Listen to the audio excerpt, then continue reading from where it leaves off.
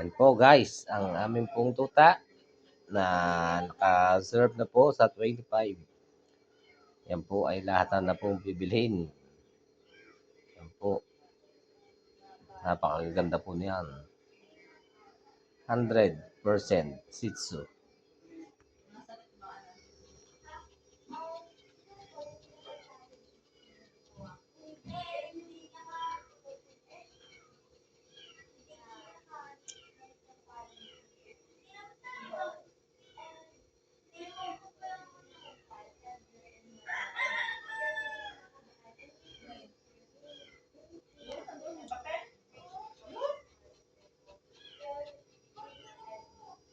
Naiwan mo dun ha.